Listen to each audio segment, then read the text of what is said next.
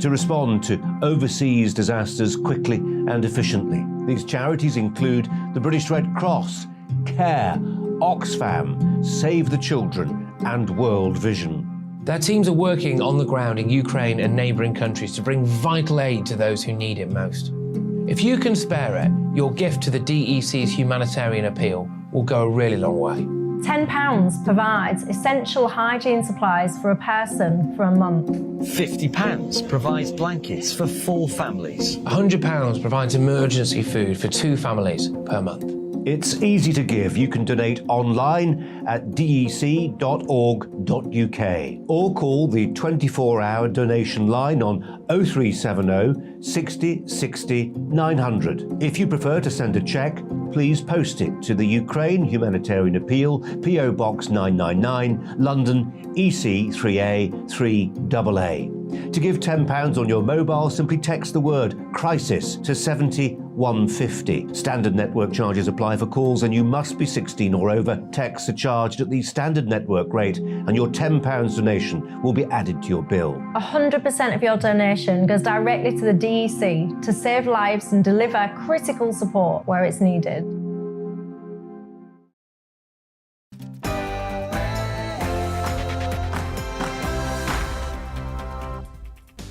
A very good afternoon and welcome to the Briefing PM, an hour of the latest political news, debate and analysis here on GB News. I'm Darren McCaffrey and here's what's coming up between now and 4 o'clock. We'll speak to the Conservative MP Michael Fabricant on the Prime Minister's latest plans to become energy sufficient and the government's plans to sell off Channel 4. Plus, the Ukrainian authorities have warned that Russia is set to unleash a full-on attack on the Donbass region, with army veterans being told to arm up. We'll speak to an army expert with the latest on the conflict. And you may have seen the story a little earlier on. It's like something out of a James Bond movie. A former British guard at the Berlin embassy has been charged with being a Russian spy.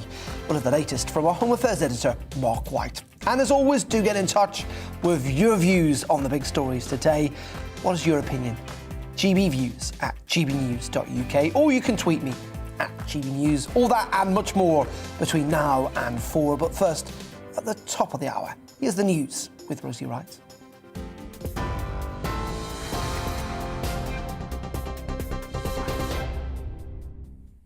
Good afternoon, it's just 1 minute past 3.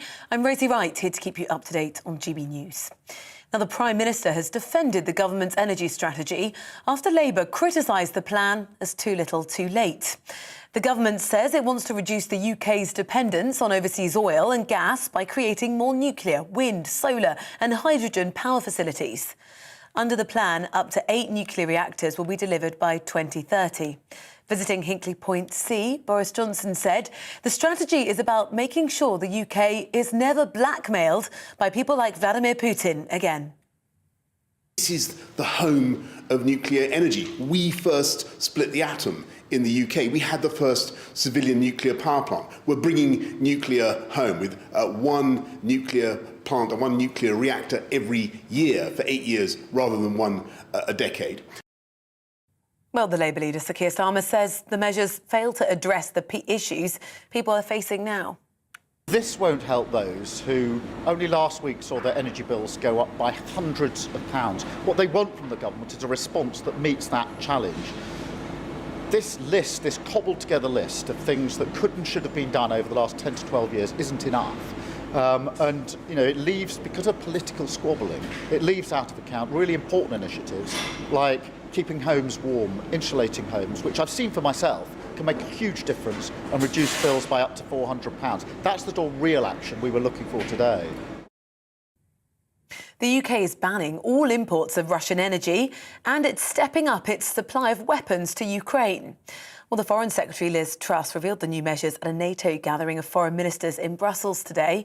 Ukraine's foreign minister says the country needs more weapons from its allies to help repel Russian forces. Well, what of the Russian military? Their forces are focusing on the Donbass region in Ukraine, with artillery and airstrikes continuing in the area. That's the latest British military intelligence, which adds that Russian forces are likely to continue facing issues of morale and shortages of both supplies and personnel. Ukraine's Deputy Prime Minister says the country hopes to evacuate trapped civilians through 10 humanitarian corridors. President Zelensky told the Greek parliament there's still 100,000 people left in Mariupol. We have never seen a city being reduced to ashes, completely flattened. The city being completely under the siege. Its residents are killed by hunger and thirst. There are still about 100,000 people still left in the city, but there is virtually no building left undamaged. Boris Johnson has welcomed the President of Poland to Downing Street. The UK Prime Minister says the UK and Poland are working together to alleviate the suffering in Ukraine, adding that the crisis has brought the two countries closer. President Duda says the two leaders will discuss what can be done on the international stage so that sanctions are stepped up to contain Russian aggression. Both hailed the historic alliance between the two countries. Now, a security guard accused of spying for Russia at the British Embassy in Berlin has pleaded not guilty. David Smith appeared at Westminster Magistrates Court, charged with 9 offences under the Official Secrets Act. He's been remanded in custody. The British national was extradited to the UK from Germany. A search and rescue mission has resumed to look for a British man and his teenage son who went missing on a diving trip in Malaysia yesterday. It's 46-year-old Adrian Chesters and his 14-year-old Dutch son Nathan. They were reported missing with 2 others whilst diving near the coastal town of Mersing. A 35-year-old Norwegian woman has been rescued and taken to hospital. She told authorities she lost sight of other divers after the group drifted far from their boat due to strong underwater currents. A French national is also unaccounted for. You're up to date here on GB News. I'll bring you more as it happens. Now let's head back to Darren for this afternoon's briefing.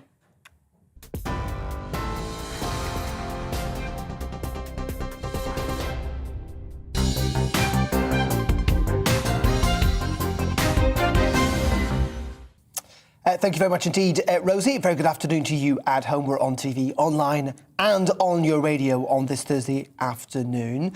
Let's start with energy. It's the big story of today. Major announcement from the government that up to 8 more nuclear reactors could be approved on existing sites. That's part of the UK's new energy strategy, the plan which aims to boost UK's its energy independence and tackle rising prices. Also includes plans to increase wind, hydrogen and solar production.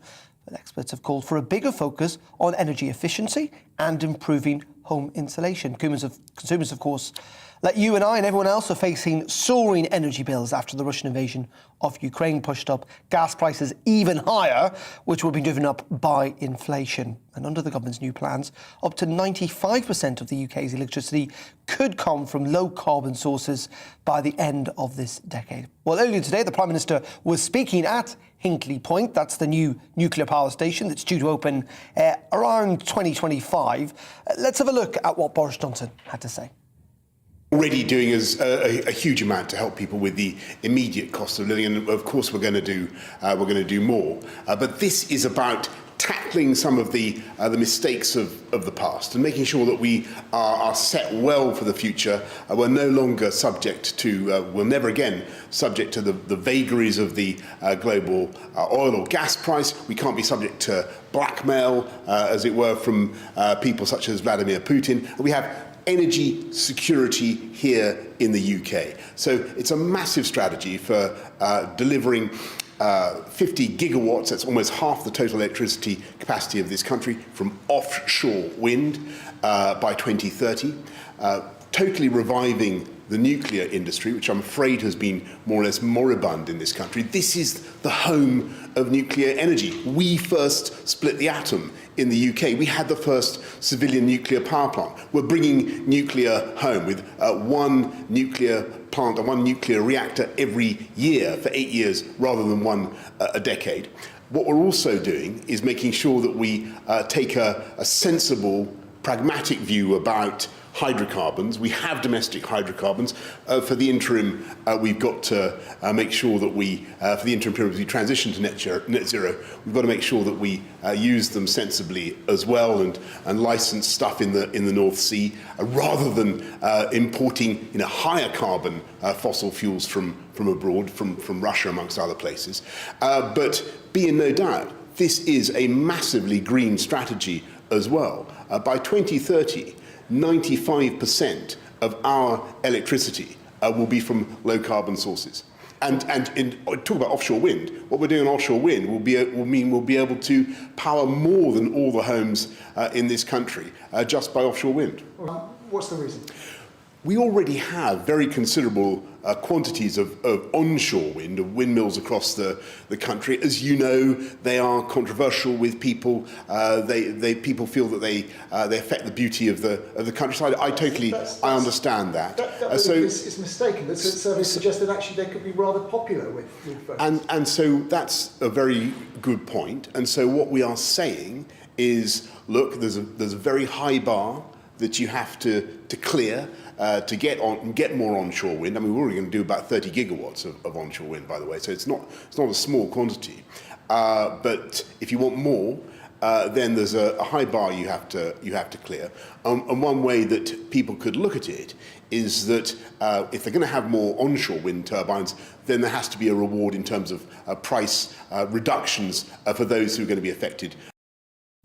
I think that was Boris Johnson speaking a little bit earlier on today at Hinkley Point, as I said, the site of that new nuclear power station. Delighted to say joining us down the line is the Conservative MP for Lichfield. That is Michael Fabricans. Very good afternoon to you, Michael.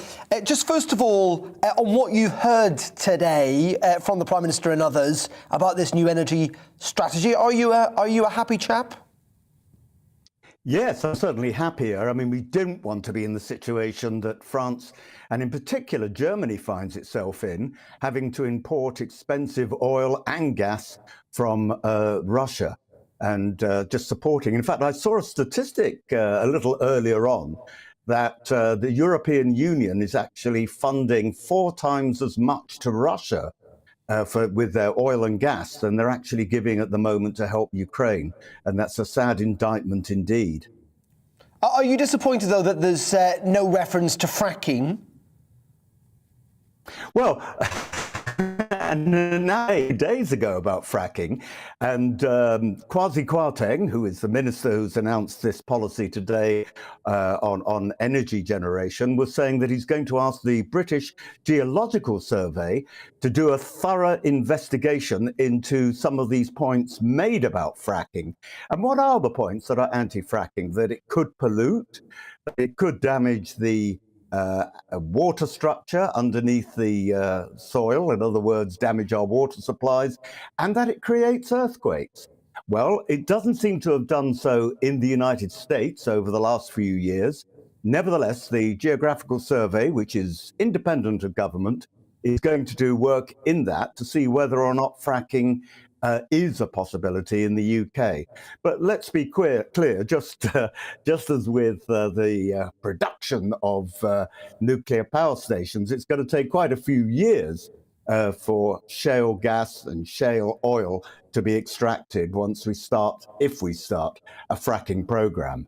Well, isn't that the big problem, though, Michael, with this energy strategy, is that, you know, it all sounds to a large degree terribly sensible, but it's something that's not going to happen, frankly, anytime soon. These offshore wind farms, nuclear energy, even potentially trying to extract oil and gas from the North Sea, is years, in some cases, more than a decade down the line.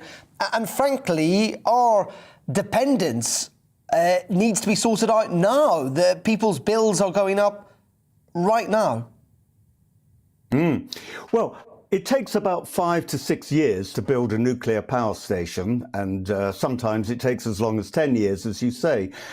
Offshore wind farms, no, they can be done much, much faster. We have the technology, we're already doing it. We're generating a huge amount of power at the moment from offshore wind farms. And if onshore wind farms are going to be allowed in some areas, people don't feel it's going to be damaging the environment, then, you know, it'll be even quicker still. But the government has been doing a lot to try and reduce energy costs.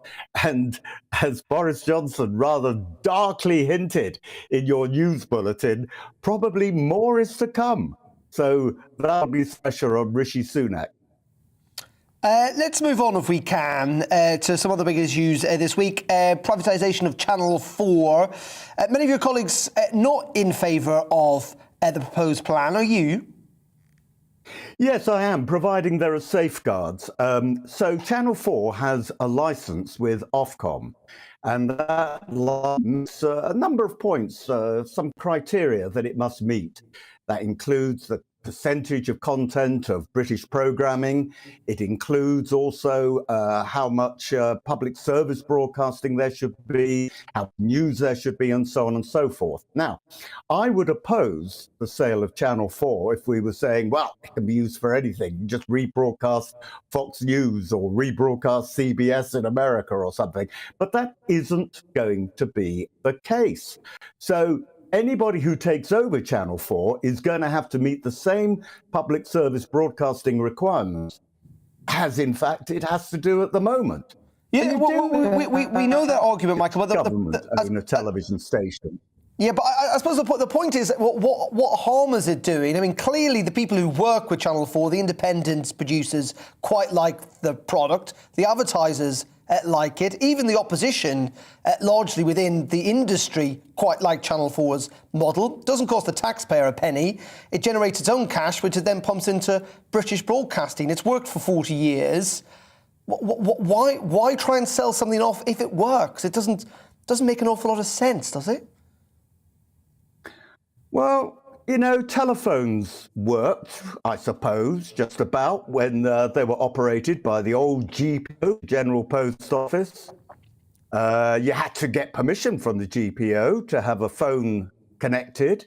You had to wait a long time. And then you couldn't fit your own phone. You had to get one that was from the GPO. We sold that off. And in fact, BT has made a better job of it than the GPO ever did. I mean, there's lots of faults with BT and lots of complaints made about BT, but believe me, there were even more made about the GPO. And it goes on like with Royal Mail. When Royal Mail was sold off, it's now a private company. They were told that they had to have an obligation to deliver anywhere in the UK and all for the same price. And they're doing that. So I suppose you could ask the question, why bother to sell it off? But, you know, if it helps keep taxes down, I have no objection. And as I say, normally governments don't do a good job at actually owning things that ought to be privately owned in the first place. That's fine. But we should make it clear that, you know, Channel 4 doesn't cost the taxpayers any money at all. You know, it generates. Yeah, but it'll help keep taxes down if they if the government makes a few £billion. That'll be a few £billion from the sale that won't go on. Well, Nadine Dorries is, I think, it's going to go for £1 billion possibly, and Nadine Dorries is saying that money will be re-pumped back into the creative industry, so it won't necessarily go back into people's pockets. We haven't got very much time, Michael. I want to ask one last question, and that is about Rishi Sunak, the Chancellor. Do you think he's too wealthy to become Prime Minister, that he's simply worth too much money, that the British people won't support someone who is essentially worth hundreds and hundreds of millions of pounds? Well, that was a question I didn't anticipate. I suppose I could throw it back to you and say, should in that case, it means that we've got to have a poverty-stricken Prime Minister. Is that the criterion we should have in that case? Well, no, the reason I mention this is because Claire Forges, who writes for The Times, who of course worked for David Cameron, who's a multimillionaire himself, wrote a piece in The Times, I don't know where you saw it earlier on this week, in which he argued that he is too wealthy, essentially, to become Prime Minister, that the British public don't like someone who's obscenely wealthy to be in charge. We're not like the United States or other countries in that regard. And I'm just trying to ask whether his personal wealth potentially could be an obstacle, in your mind, to future, down the line, supporting his leadership ambitions? Well, first of all, we don't have a vacancy. I know politicians always say that, but I'm going to be a politician for a change and actually say we don't have a vacancy. But the whole idea that, you know, in America, you have to be rich. It's not that in America, it costs billions to run an election campaign. Thank God in this country, you don't have to be rich to be a prime minister or to be a member of parliament. But, you know, I just think in this country, we should have the same attitude as in other countries. Let's all try and be rich ourselves. Let's not be jealous of those people who are rich.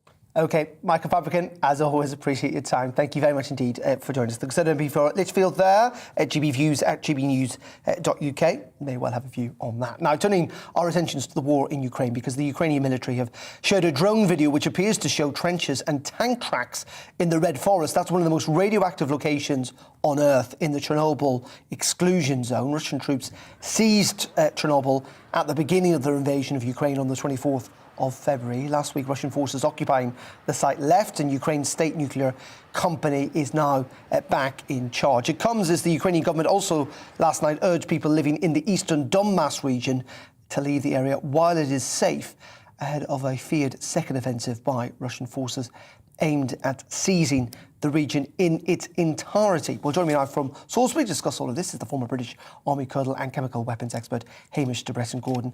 Hamish, once again, thank you very much indeed for joining us. Just first of all, on this potential offensive on the Donbass region, the United States and indeed our intelligence services seem to be suggesting it is now a matter of time, having regrouped, that Russia will focus its firepower on that part of Ukraine. Yeah, no, I think the MOD's intelligence there is absolutely right. And I think one should state, first of all, the Ukrainian army have done fantastically well. They are a winning army. The Russians have been defeated. The Russians' army are in defeat. So by regrouping in the Donbass to try and get on the offensive again, from a military perspective, you can see that. But I think we need to take this opportunity to absolutely reinforce the Ukraine army.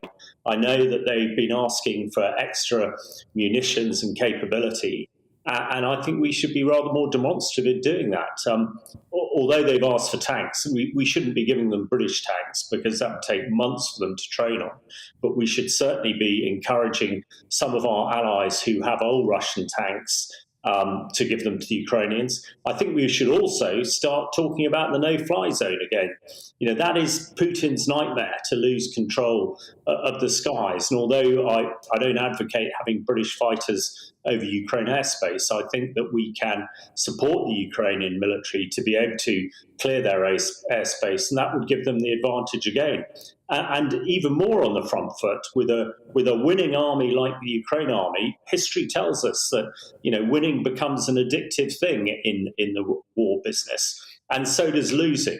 And we should enable them to that, because if the Russians thought for one moment that they might not take Donbass and they might lose ground in Crimea and in the south, then they're in a very different position. And what we must do is try and get Putin to the negotiation table to negotiate peace. And if he thinks his army is going to be defeated again, which I think is possible if we support them enough, then that must be a way of getting him around the table. Interesting, isn't it? Because I take it from what you just said that you're more on the side that, Ukraine could essentially win this thing, if you like, in the most base level, or certainly that they've got the possibility to make this incredibly difficult for the Russians. I read other people, though, who still suggest that maybe we are exaggerating Ukraine's ability and underestimating the Russians, that they still have a greater firepower and the numbers. They do on paper, absolutely, Darren. But morale is an incredible thing in warfare. And when you have it on your side and you get the winning habit, it is sort of 10 to 1 the physical. And that is exactly what the Ukraine military and the Ukraine people have. And, the Russians, although they have overwhelming firepower, their army seems to have lost its morale. The undiscipline that we've seen in the various war crimes that have been reported on a daily basis, that is not a professional army at work. That is a rabble. And I think that the Russians have been undone. And if the Ukrainian army and military take the advantage and take the initiative, supported by us with all our firepower that we can give them, I think they can certainly hold the Russians. And if the Russians are held and start to push backwards, as they are, a few weeks ago we thought they were going to take Kiev and Chernobyl and other places. Now that seems a distant thought. So if we can push that home, I think there is a very good chance that we can sue for a peace that actually gives the Ukrainian people some sort of advantage rather than, as a few weeks ago, it looked as though the whole country could be enveloped by the Russians. So I think absolutely they are in the driving seat here, but they need, as the President has said on many occasions, they need as much support as we can give them, and we shouldn't dint in that in any way at all, because they are doing the fighting on the ground, which we absolutely don't want to get involved in.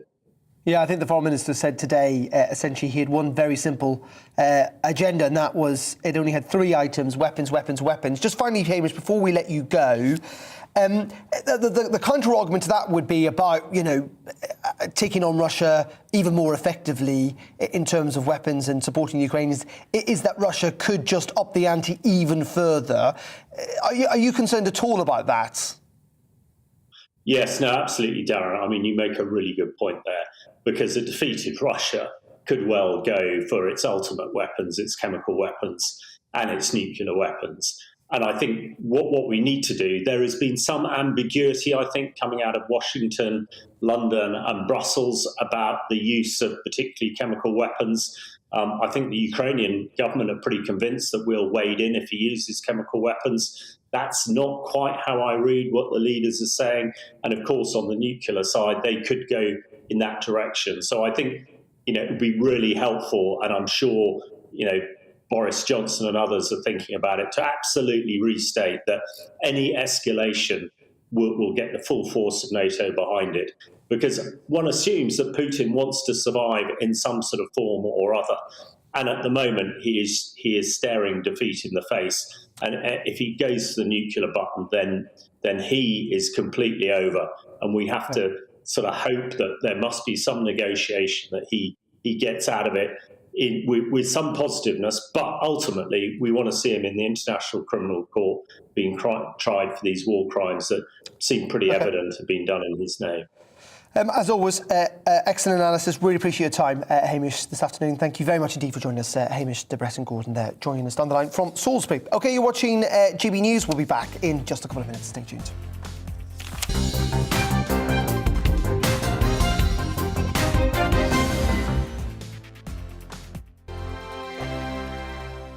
Europe is in the grip of the most devastating humanitarian crisis since World War II. The people of Ukraine are facing unimaginable suffering as their homes are destroyed and their loved ones are killed. Millions of people are being forced to flee for their lives, carrying only their children, their pets, and the clothes on their back. The pain, loss and destruction grows by the day. The people of Ukraine urgently need our help. Already a vast humanitarian operation is underway. Britain's Disasters Emergency Committee, or DEC, brings together 15 leading aid charities to respond to overseas disasters quickly and efficiently. These charities include the British Red Cross, CARE, Oxfam, Save the Children and World Vision. Their teams are working on the ground in Ukraine and neighbouring countries to bring vital aid to those who need it most. If you can spare it, your gift to the DEC's humanitarian appeal will go a really long way. £10 provides essential hygiene supplies for a person for a month. £50 provides blankets for 4 families. £100 provides emergency food for 2 families per month.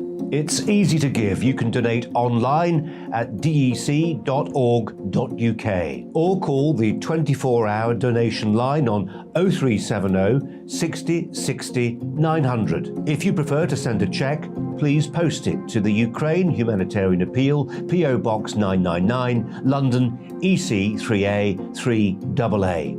To give £10 on your mobile, simply text the word crisis to 70150. Standard network charges apply for calls and you must be 16 or over. Texts are charged at the standard network rate and your £10 donation will be added to your bill. 100% of your donation goes directly to the DEC to save lives and deliver critical support where it's needed. GB News is the UK's home of discussion and debate from all perspectives. To stay up to date on the latest stories, make sure that you subscribe to the GB News channel on YouTube. You can watch us live 24/7 across the whole world. You can also check out exclusive content and catch up on previous episodes of your favourite shows. Every day, we ask the questions that you'd ask, so why not add your voice to the conversation in the comments section? Don't forget to subscribe. We are GB News, Britain's news channel.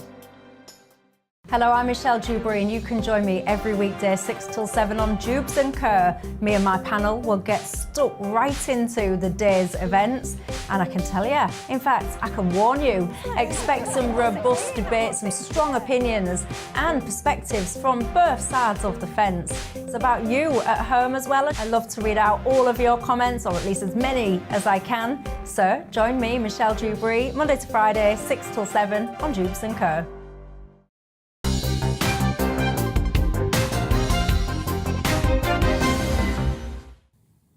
Very welcome back. It is 28 minutes past 3 o'clock on this Thursday afternoon. Now, a security guard at the British Embassy in Berlin, suspected of spying for Russia, has appeared in court today. David Smith was arrested by German police on the 10th of August last year and is accused of collecting information from the British Embassy in Berlin, intending to pass it to a foreign state. One of the 9 charges relates to the allegations that he passed information onto a person he believed was a representative of the Russian state, according to the CPS. Well, joining me now is our Home Affairs and Security Editor, Mark White. We were saying at the top of the programme, Mark, this is something akin to a James Bond plot. Just give us a sense of this story and what's been happening at the Old Bailey behind you. Yeah, it's a fascinating story and an indication really that Cold War era spying is not just an arcane activity that died out with the end of the Cold War. It has been going on ever since and is a significant issue for Western governments. Now, this man, 57-year-old David Smith, was living and working in Berlin. He's a British national. He was working for the British Embassy in Berlin as a security guard there. He was arrested, as you said in your introduction, Darren, in August of last year by German authorities who were working in conjunction with the Metropolitan Police. He was then subsequently charged with 9 offences under the Official Secrets Act. The Crown Prosecution Service had to get special permission from the Attorney General because, of course, of the national security implications of arresting and charging and putting someone before the courts dealing with such sensitive information. Now, of the 9 counts that he faces, 7 of those counts involve the gathering of sensitive secret material, including material on the workings and operations of the British Embassy in Germany. He was also charged in relation to connecting with the Russian military attaché in Berlin, Major General Sergei Chukharov, and a 9th charge there relating also to making contact with someone that he believed was a member of the Russian state. Now, he appeared at Westminster Magistrates Court today, having been extradited from Berlin yesterday. He was wearing a blue fleece top and jeans. He spoke after some difficulty because he wasn't able to hear a lot of the proceedings, quite deaf, we were told, but he was able to hear some of it. He spoke to confirm just his name and his date of birth. He was then remanded back into custody. He's not been granted bail. He will appear again at the Central Criminal Court, the Old Bailey, on the 13th of April. And just very finally, Mark, how widespread do we think this is? I mean, clearly it's a high-profile case, so we jumped to the conclusion that this is all pretty odd and out of character. But actually, is it probably more common than we think, and maybe these people just don't get spotted? Yeah, it's a very significant activity, and if we're honest, it's happening on all sides. The British, the Americans, Western governments are just as involved in trying to gather information and data on potential adversaries and rivals. They do it all of the time. We have, of course, the security services who are tasked with just that job here in the UK. MI6, MI5, GCHQ and other countries have the same. So it's still been going on. It's never died out. And of course, with everything that's happening in the likes of Ukraine at the moment, the need for intelligence has never been greater. But of course, the passing of intelligence can be a breach of the Official Secrets Act. In this case, the Crown Prosecution Service believe that this individual broke the law, and that's why he is now to stand trial, facing 9 charges, and he has indicated that he will plead not guilty to all 9 counts. Mark, as always, thank you very much indeed, Mark White, there, our Home Affairs editor, joining us from the Old Bailey. OK, coming up, we're going to be talking about the elections in Northern Ireland, in France, and travel chaos. But first, here's the news.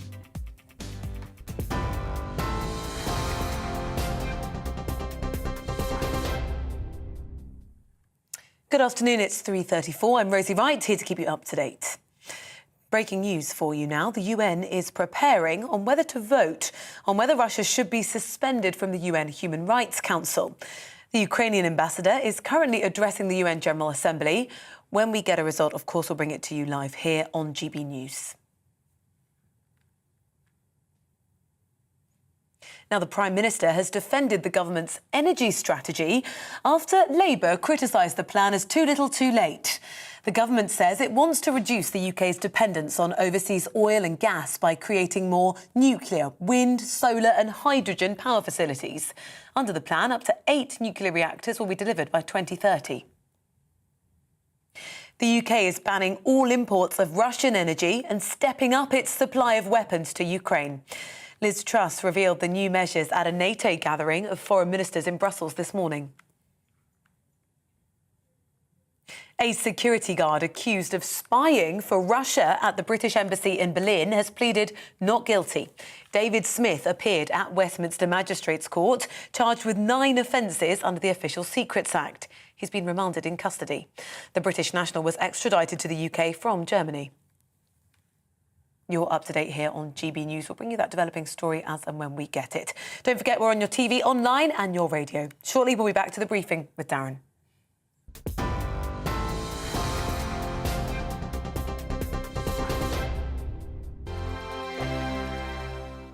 Europe is in the grip of the most devastating humanitarian crisis since World War II. The people of Ukraine are facing unimaginable suffering as their homes are destroyed and their loved ones are killed. Millions of people are being forced to flee for their lives, carrying only their children, their pets, and the clothes on their back.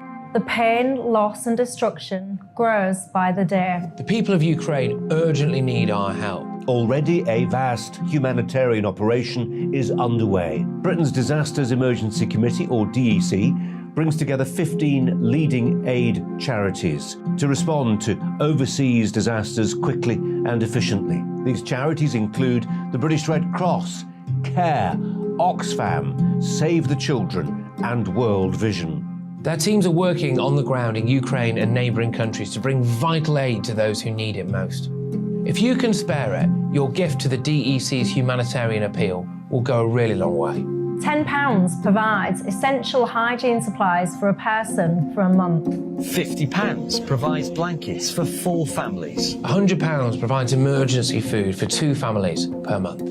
It's easy to give. You can donate online at dec.org.uk or call the 24-hour donation line on 0370 60 60 900. If you prefer to send a cheque, please post it to the Ukraine Humanitarian Appeal, PO Box 999, London, EC 3A 3AA. To give £10 on your mobile, simply text the word crisis to 70150. Standard network charges apply for calls and you must be 16 or over. Texts are charged at the standard network rate and your £10 donation will be added to your bill. 100% of your donation goes directly to the DEC to save lives and deliver critical support where it's needed.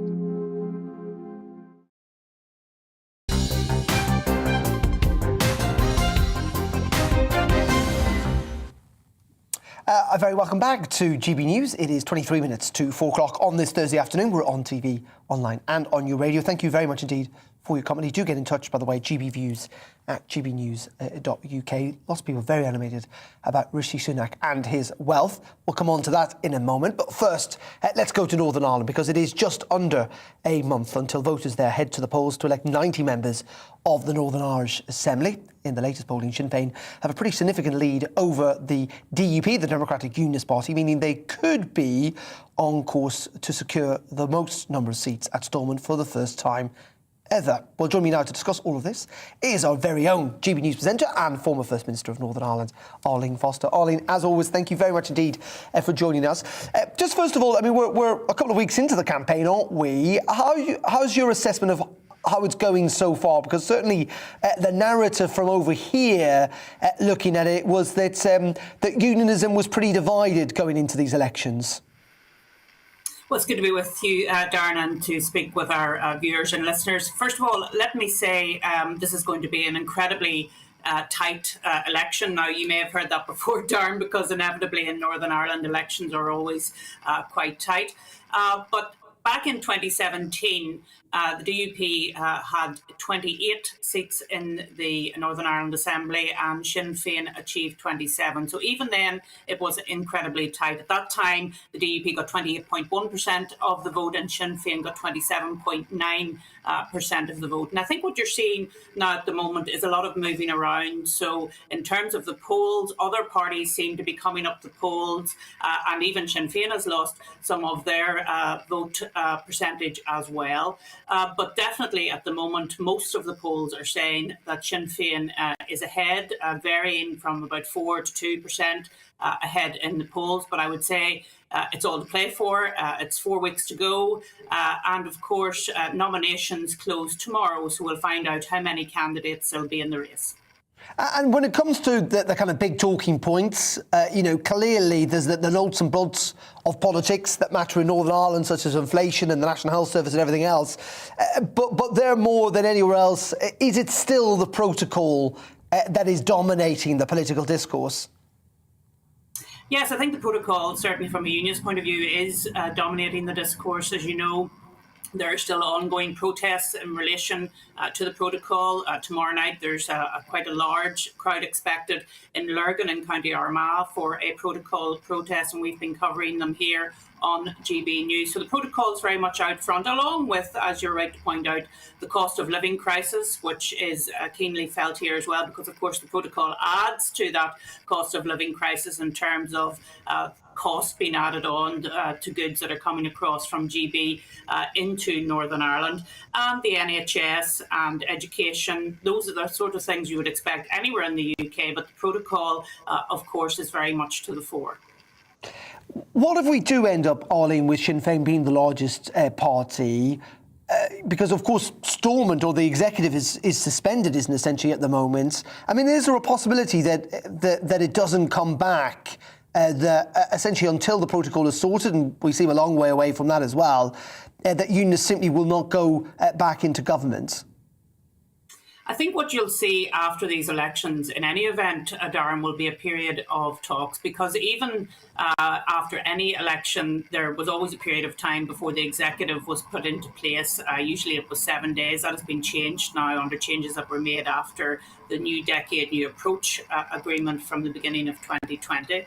So there'll be a period of time to elect an executive, and there will be talks that will take place after this election. I know people may not want to hear that being the case, but I'm afraid that we will see a period of talks after this election. And it'll just be very interesting to see who wins out on the day, because, of course, it is a PR election. The constituencies are 5-seaters. They were 6-seaters, as you will recall. That was changed at the last election when we moved from 108 seat assembly to 90-seat assembly. So this is only the second time that we've had an election to a 90-seat assembly here in Northern Ireland. And just very finally, Arlene, given all the let's say, disruption there's been, the kind of ups and downs and the to's and fro's in Northern Irish politics, particularly over the last couple of years. I mean, is there still a real desire, though, across the board, unionists, nationalists, everyone in between, to have Stormont, that local government still matters, that decisions essentially are made in Belfast as much as possible? Well, I think if you asked me that question 2 years ago, I would have said a resounding yes. I think unionists have become quite they're dissatisfied with the assembly because of the protocol, and they see the protocol as having a real problem for us here, separating us off from the rest of the United Kingdom. But I think on the main, people do like to have their own elected ministers taking decisions. They like to see them being their own people there because they understand what the people of Northern Ireland want and what the people of Northern Ireland need. So I would say on balance, people would still like to see a stormed Assembly, but that is not ruling out that they would also like to see reform of the Northern Ireland Assembly, and they would like to see it working more efficiently and more effectively. Ollie, as ever, thank you very much. Say hello to the good people of Fermanagh for me this afternoon, and you'll be on this in this very chair tomorrow afternoon at 3 o'clock for your programme. Thank you, Ollie Foster, there joining us from Northern Ireland. Now, let's move on to the travel chaos. You may have got caught up in it. You've certainly probably seen the images of people queuing for hours because holidaymakers face more than 3-hour queues today. At least 15,000 more people also had their flights delayed. Manchester Airport seems to be the worst hit again and instead have recruited an extra 220 staff, but it's taking time to train them up to cope with the shortage of workers. But red tape rules on getting them cleared, as we've seen, is taking longer than usual, and that means it is continuing to be a short-term problem. This is Heathrow Airport that you're looking at. An industry-wide lack of cabin crew also means problems are expected to continue for at least 3 weeks. And Saturday is being dubbed as crunch day, as passengers have been told to brace themselves for potentially worse numbers, with people trying to get on planes just as we reach a peak. And this comes at a time, of course, which airlines like EasyJet and British Airways have been cancelling flights as well, connected to COVID absenteeism. Well, join me now to discuss all of this is a good friend of mine, a good friend of the channels, the man in the know. Of course, it is Simon Coulter. Simon, as always, thank you very much indeed for joining us. There is a real expectation that these problems that have seen people miss their flights or had flights cancelled. I have to say, I had one flight cancelled by British Airways last week. This is not going to end anytime soon. Well, it's absolutely undoubtedly the case that we are going to see an incredibly busy weekend. Probably the busiest we've seen since, well, probably March 2020. And for an awful lot of families, it's going to be their first opportunity to get away for a proper family holiday. Demand is absolutely immense. And actually, if you go back 4 months or so, just look at how the UK was. We just introduced the most expensive, onerous, complex COVID rules anywhere in Europe. You know, you were having to, even if as a fully vaccinated and boosted person, take multiple tests and self-isolate until you got the negative PCR test result back. And yet we've suddenly gone in 4 months to everybody wanting to go on holiday because there's no more UK restrictions. And unfortunately, the poor old travel industry cannot cope. Some places are coping much worse than others. You mentioned Manchester Airport. They are having particular problems. But among the airlines, well, British Airways and EasyJet are, well, they seem to be experiencing problems with COVID sickness that, well, really other airlines like Ryanair, Jet2 and so on don't seem to be having. So I'm not sure what the secret is of the people who've managed not to cancel flights, but I do know that I've counted already tomorrow British Airways cancelling 40 flights in and out of Heathrow Airport. EasyJet cancelling even more than that, particularly out of Gatwick, out of Luton, out of Bristol, out of Manchester. So that amounts to tens of thousands of people who won't be travelling, although the airlines say they have tried to give people some advance warning and book them on other flights. In saying that, I was talking to someone who works for BA, a cabin crew at the weekend, and they were suggesting what's happened here is that BA, maybe with other airlines as well, certainly shot themselves in the foot in the sense that they got rid of lots of people during the pandemic, potentially understandably, and they didn't foresee demand quite coming back as quickly as it has done. Yeah, that's absolutely correct. That nobody, I think everyone's been surprised by the way that we've all just said, right, quick, get me on a plane. I want to go somewhere hot. I want to relax, enjoy myself. And so that has taken the whole industry, they should be pleasantly surprised because they have spent the last 2 years saying, just let us fly people away. That's all we want to do. And now suddenly when everyone's saying, yep, that's great. And I've paid you lots of money for a holiday, they are facing all kinds of problems. British Airways, yeah. They let 10,000 great professionals go. But if you look at it from the point of view of the management, what were they supposed to do when you see demand collapse to 5% at some points? You cannot keep a number of great people on indefinitely. And so I'm afraid that we are going to see more stress in the system, and it's going to take weeks, possibly months, before we're back to full strength. But I think, well, if it's any comfort at all for people heading away, by summer, I think most of the problems will be solved. Good stuff indeed. We hope that is the case. Simon Calder, as always, appreciate your time. Thank you very much indeed for joining us. Simon Calder there, joining us from London on the travel disruption. Just to let you know, we are waiting on a vote from the United Nations. They're having an emergency summit at the moment, talking about whether to expel Russia from the Human Rights Council, and we will bring you that result. We're expecting it relatively shortly. We'll bring it to you as soon as it happens. But let's end the programme effectively today with another round of elections, this time in France, though, because it's going to head to the polls in the first round of the presidential elections on Sunday. Voters will have the opportunity to stick with the current president, Emmanuel Macron, for another 5-year term, or change course in favour of more radical leaders, most likely, of course, to be the right-wing candidate Marine Le Pen, who's been climbing in polls in recent weeks. Well, today, in efforts to counter this, Macron spoke to French conservative newspaper Le Figaro, where he praised his predecessor, Nicolas Sarkozy, for the work on protecting borders, reforming Schengen, and taking down illegal immigration networks. Some might say, appealing to those very right-wing voters. Well, joining me now to discuss all of this, again, is the Paris-based journalist Peter Allen. Peter, good afternoon again to you. We were talking a bit earlier on in the week, weren't we, about how it was still likely that Emmanuel Macron would win this election. But my word, Marine Le Pen has made up significant ground in the last week or so. She really has, Darren. Campaigning ends tomorrow, Friday, and the polls are looking very tight at the moment. For the first round, it looks as though Emmanuel Macron will pip Marine Le Pen and go through to the second round. But the two-way contest 2 weeks later, it's looked as though it's been a shoo-in for Emmanuel Macron for many weeks, many months, years even. But Marine Le Pen had a very good poll rating early this week, about 48%. Which, of course, is within the margin of error. And the impossible could happen. I say the impossible because nobody has really thought it possible that the Rassemblement National, a far-right party, which has very, very dark roots, I don't think anybody would object to me to saying that. It was founded by people with all kinds of links with movements, including the Nazis. And the fact that they could potentially deliver a president of France has always looked very, very unlikely.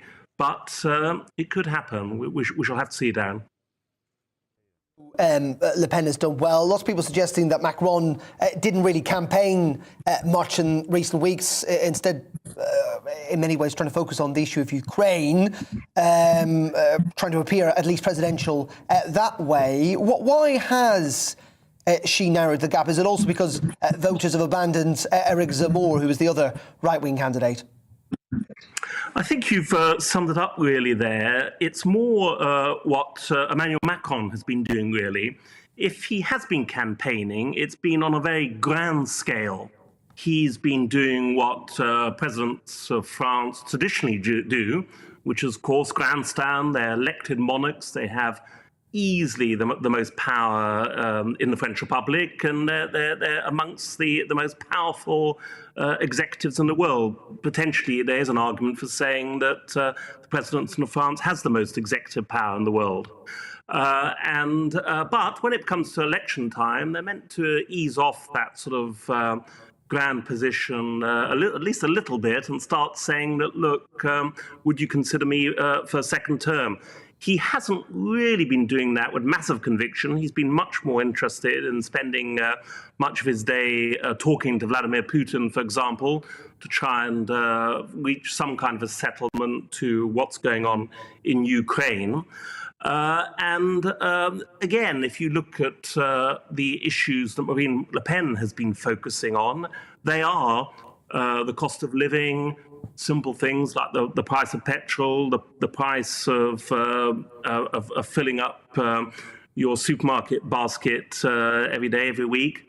And she's been far more interested in those kind of issues. And if you look at the situation France has been in over the last 5 years, most of the dissent towards Emmanuel Macron's government has come from, quite rightly, from ordinary people who are sick and tired of the way the country has been run.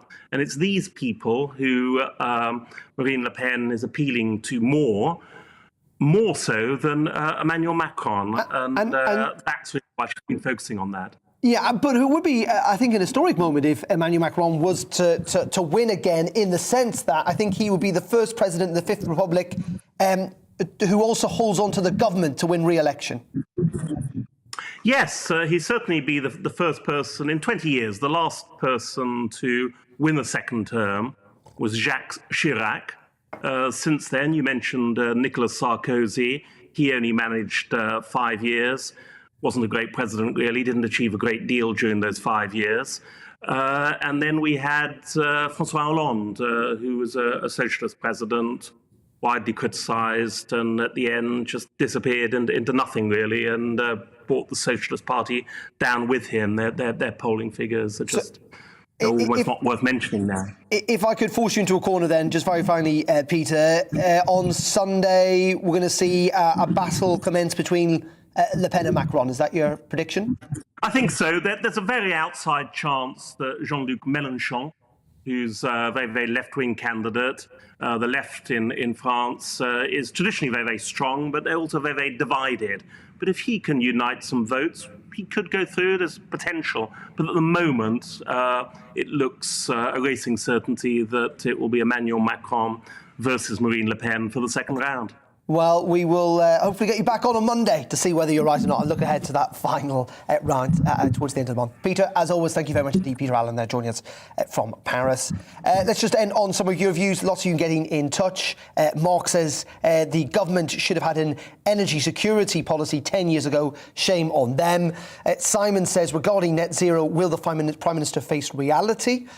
Gordon says, we in Bradwell-on-Sea in Essex would sooner see the Russians than have a nuclear power plant in our area.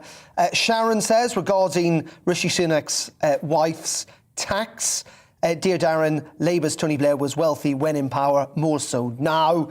And Jeff says, obscenely wealthy MPs in the Christmas turkey syndrome, they'll never vote for anything that damages themselves. They never have, they never will. That's why we rightly do not trust them. Always get in touch, gbviews@gbnews.uk.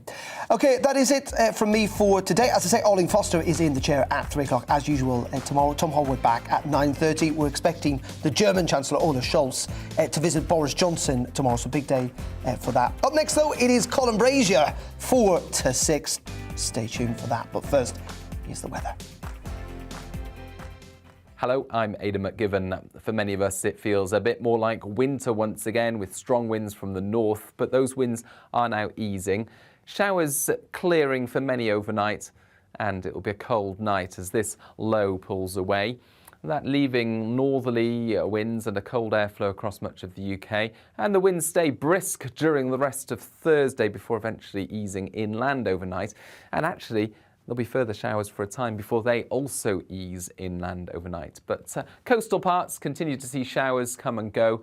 And with those showers falling as rain, sleet, hail and snow for northern Scotland, some icy patches around first thing. Certainly a widespread frost tomorrow morning. Clear spells, but temperatures around 0 or a touch below in some sheltered spots. Frost-free, meanwhile, for the far south of England. Here, cloudier skies greet us and a few light outbreaks of rain just skirting the south coast throughout much of Friday. Eventually, brighter skies follow, but for much of the UK, it's a case of sunny spells and showers during Friday.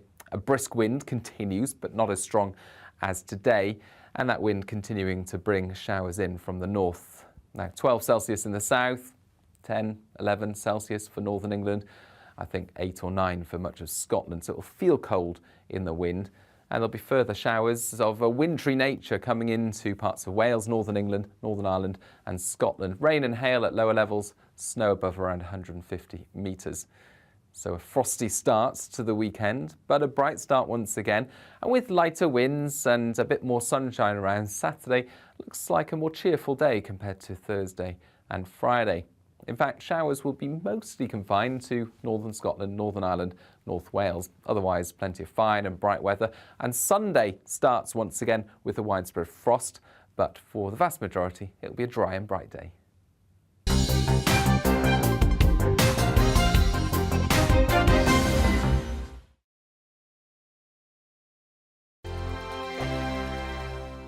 Europe is in the grip of the most devastating humanitarian crisis since World War II. The people of Ukraine are facing unimaginable suffering as their homes are destroyed and their loved ones are killed.